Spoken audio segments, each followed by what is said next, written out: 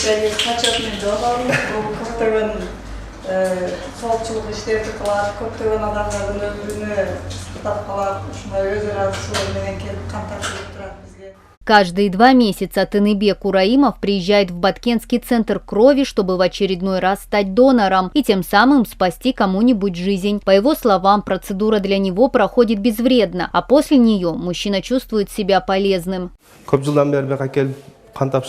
Я уже много лет сдаю свою кровь в этом центре. Я считаю, что это приносит пользу моему организму. И самое главное, это спасает жизни и здоровье многих заболевших. Пусть это маленький, но все же вклад в наше общество. После сдачи крови мне никогда не становилось плохо. Я и другим предлагаю стать донором крови.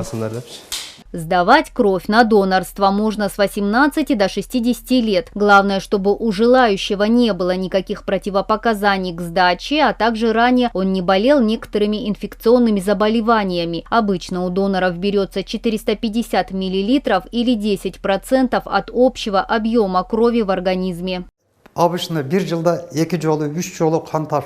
Если мужчина 2 или 3 раза в год сдает кровь на донорство, это положительно влияет на его организм. У тех, кто только что сдал кровь, лицо становится здорового красноватого цвета. Это говорит о том, что у донора хорошая кровеносная система.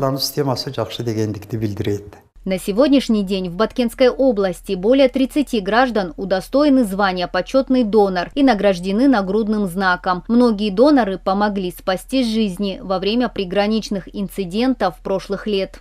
Во время трагических событий на границе неоценимую помощь нам также оказали доноры из Бишкека и Аша. Благодаря им были наполнены запасы донорской крови. Все нуждающиеся получили переливание крови. Это большой вклад в сохранение жизни людей.